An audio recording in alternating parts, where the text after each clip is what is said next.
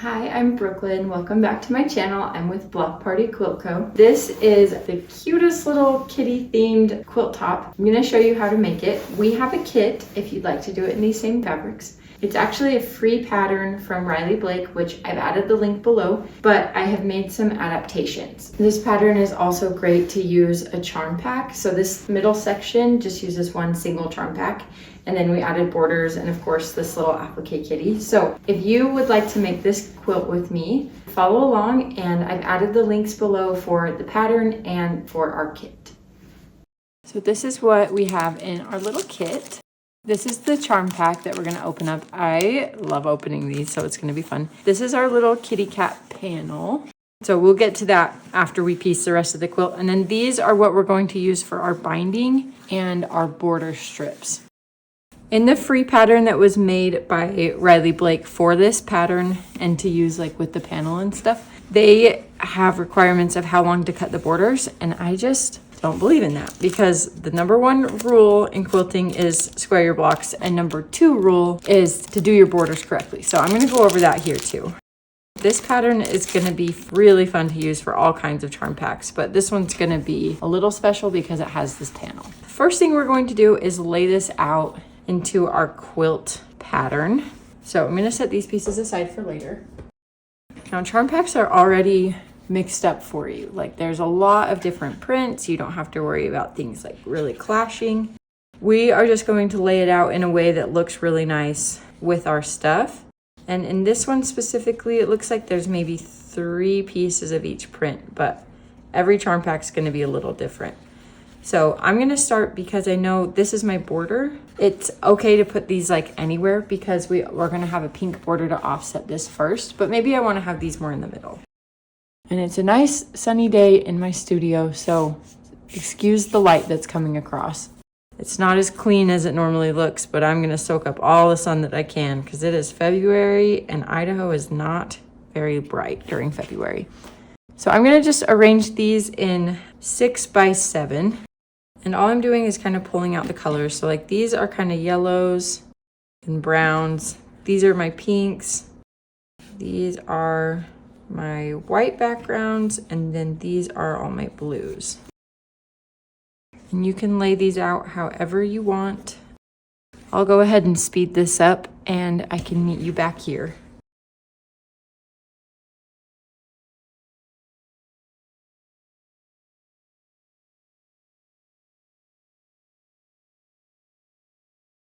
I'm not going to worry too much about things touching, but this looks like it's pretty evenly mixed. So now I'm just going to stack it up and prep it for chain piecing. So I put a pin in the first square on every row. That's going to help me keep track of where I'm at. And then I just gather up the pieces like this. So now I have my rows 1 through 7 all laid out here. I'm going to just rotate them so that I can have easier access while I'm sewing. And oh, don't get mixed up like I just about did. That's why we also put the pins in. Helps keep it from getting too crazy. I'm going to do these rows. I'm going to do 4 first, and then I'll do the other 3 over there. Now I have a whole video tutorial on chain piecing, so I'm not going to go into the details of this on this video just for the sake of, you know, keeping it watchable. But if you have any more questions, make sure you go watch that. I'll put a link in the description so that we know where to find it. But yeah, I'm just going to piece these together, and it goes super fast with chain piecing.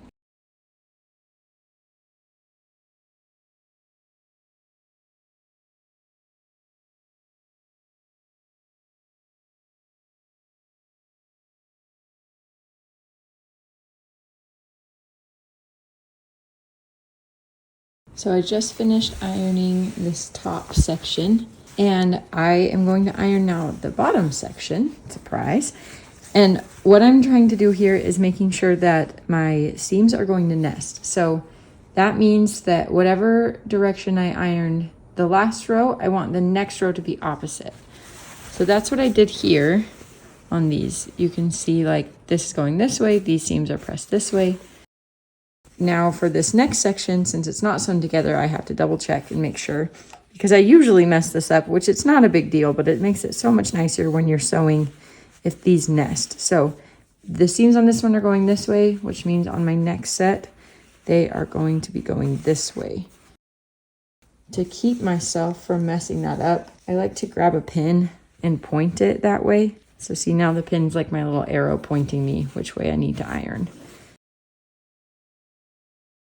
This little iron's kind of really fun for this. I've seen these forever and I've never gotten one until I really got into chain piecing, and then I was like, oh my gosh, this makes so much sense. And I love it, but you know, all irons work. We don't need to buy every quilting tool that we find, but I did cave on this one and I really like it. Ironing from the back is how I make sure I'm getting all my seams going the direction I want them to go, but ironing from the front is what gives it the good press. Now I'll take these and I'm going to start by sewing each of the individual sections. I'll sew this one and then the other section, and then I'll sew them to each other.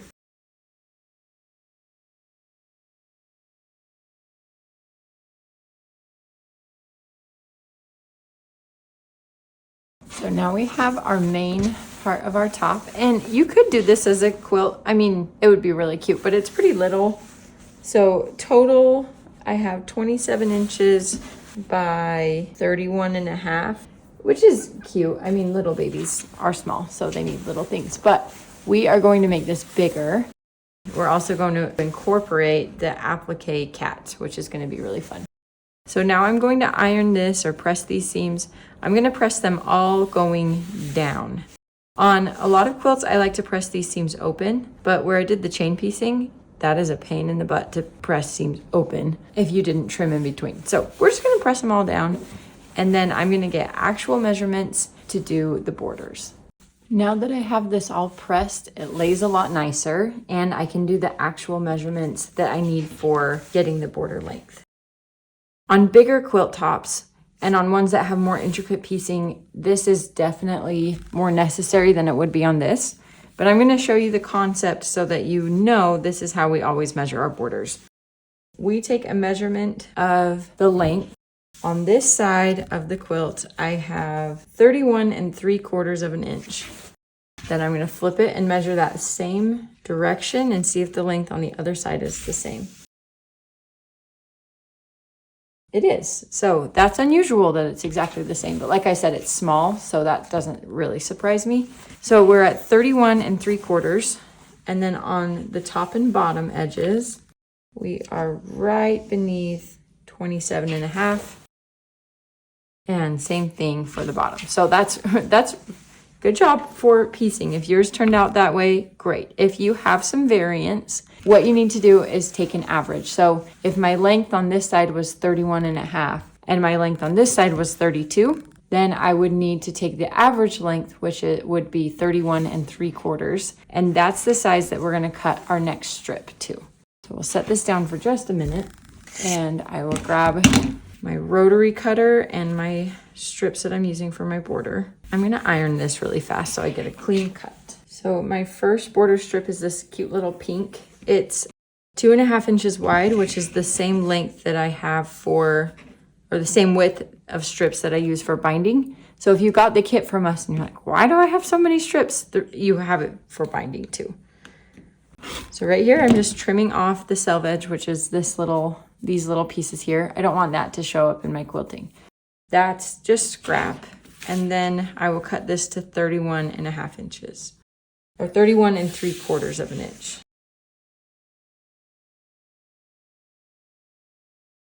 So now I'm going to take my main top here and I'm going to take my border and pin it on. When you do the things where you find all the average length, your border strip might be longer or shorter than the side. Where I had the exact same size on both sides, I didn't have to worry about that. Adding my border is really easy because I just lay it over the top and pin it.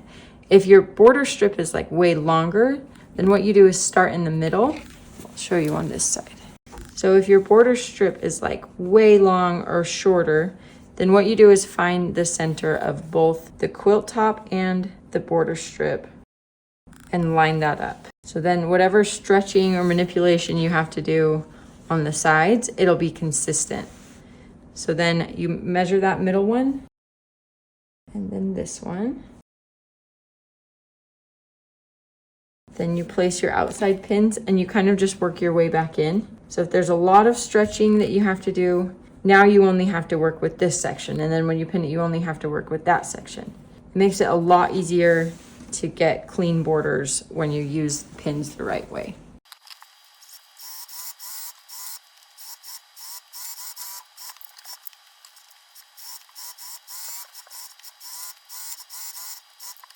I'm gonna do the same thing. Now that I've added the top and the side border, I'm gonna do the same thing with my other border strips. So these are cut to 4 1/4 inches wide along the width of fabric. I'm gonna trim off the selvage, measure the edges, and put it on just like I did with the pink.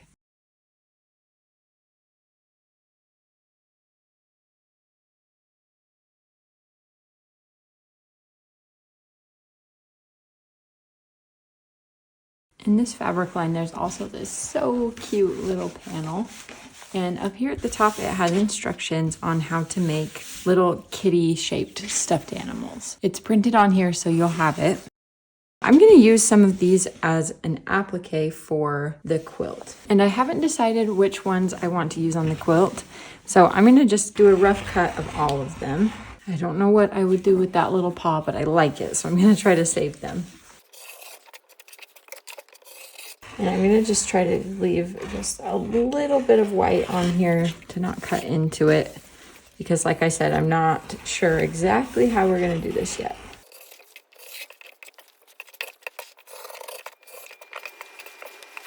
So now I have these little cat heads, and I'm gonna decide which one I think will look good on my quilt. The free pattern shows using all 4 and using 1 in each corner, but I feel like that would kind of overwhelm this quilt, especially with how busy it already is. I decided that I'm just going to use 1, and I like the idea of using it down here in this bottom left corner. This white one's probably my favorite, but the problem is you can see the print underneath it really easily, and I want the cat to be more of the focus. So I probably won't be using the white one. They're all so cute. I think for this, I'm gonna go with what my heart tells me to use, the little orange kitty. So now I'm gonna go in and refine this cut, make it a little bit neater. And you're gonna need some good little fabric scissors for that. So I wanna go just about a 1/2 inch away from the outside of the cat's head. I'll start right here, and I'm just going to trim it.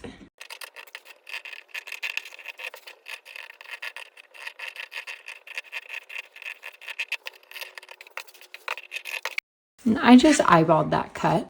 You can go in if you wanted more precise lines, you can always cut directly on the line. Or if you wanted to still have that border, you cut directly on the white border that was around that. But for the look that I wanted, this is what I decided to go with. So I'm finding the center here. Now there are tons and tons of products that can help make your applique experience a little bit easier. And by that, I mean, they will like hold the thing in place. It's like a sticky, basically backing that you can use. I'm going to show how to do it without using that stuff, just because not everyone has that on hand, but it does make it easier because you don't have to add as many pins, and it will hold it in place a little better for you too. Applique is a technique that you're just adding fabric over the top, so it's not sewn in like everything else in the quilt. This is what we call pieced, and this is applique.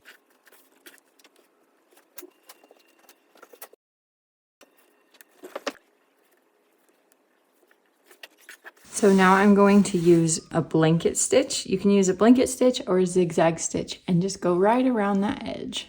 So I'm going to take a second and practice this stitch and make sure I can get it to the length that I want. I'm going to adjust my needle position over and just increase.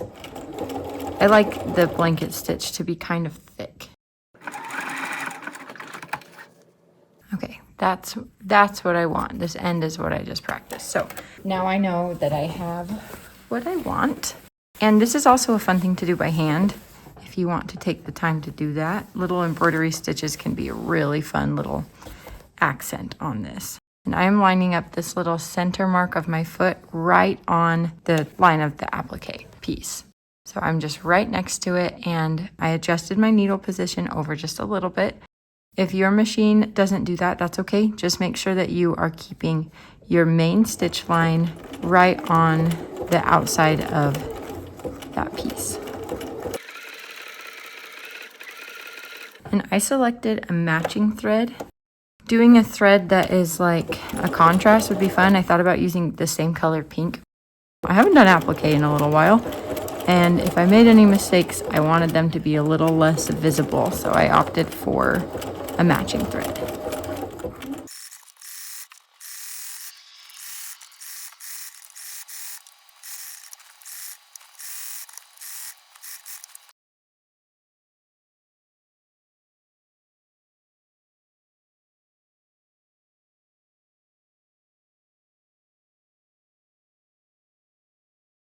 Then I like to switch over to a straight stitch and just go right along the edge to secure it.